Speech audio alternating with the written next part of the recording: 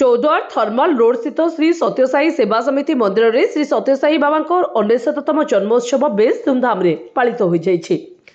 शनिवार दिन भोरु नगर संकीर्तन कराई प्रशांति ध्वजा उत्तोलन कराई षोडश उपचार पूजा वृद्धाश्रम और मेडिकल सेवा भजन स्वागत भाषण पूज्य पूजा सत्संग मंगल आरती करी नारायण सेवा करा एवं संध्यारे प्रशांति ध्वजा अवतरण करी समूह 99 दीप प्रज्वलन करथिले।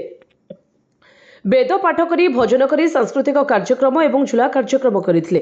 पर ए कार्य अंशग्रहण करथिबा बाल विकास समस्त छात्र छात्री को पुरस्कार वितरण करथिले। चौद्वार साई परिवार आवाहक रंजीत प्रधान निर्देश रे कार्यक्रम परिचालना करथिले।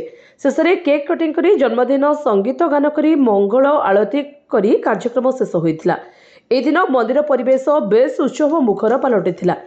तेबे कार्यक्रम में चौद्वार साई समितिर समस्त सदस्य सदस्या एवं अंचल बहु बुद्धिजीवी माने जोग देथिले। कटक चौद्वार नवीन राव रिपोर्ट जे न्यूज।